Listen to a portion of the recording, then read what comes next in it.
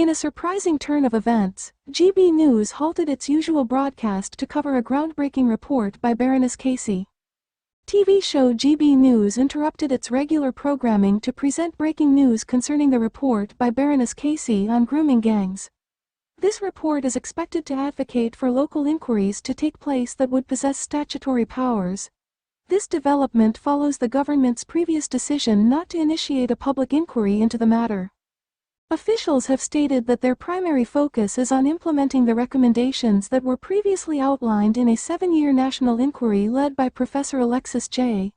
This inquiry had brought attention to systemic failures and called for reforms aimed at preventing such exploitation and abuse in the future. Hosting the show today were Bev Turner and Andrew Pierce, who welcomed a guest commentator on the program to deliver the dramatic U-turn from the Labour government. He shared, Baroness Casey's report will call for local inquiries with statutory powers to then feed into a national inquiry, which can then compel witnesses and compel evidence.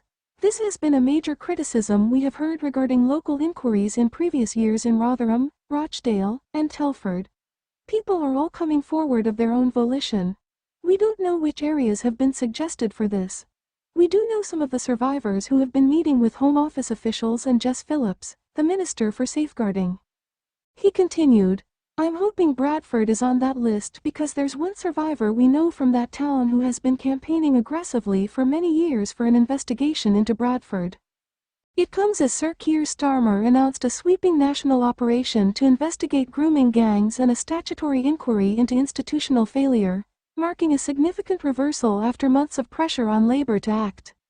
Speaking on Sunday, the Chancellor, Rachel Reeves, defended the change in position, saying, the Prime Minister wanted to assure himself that everything possible was being done, she told the BBC.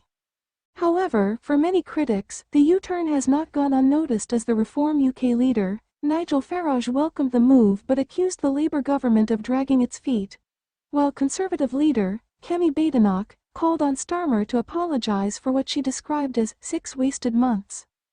The government had come under growing pressure to change its position on grooming gangs after senior Conservatives, Farage, campaigners, and famously, Elon Musk demanded that justice be delivered.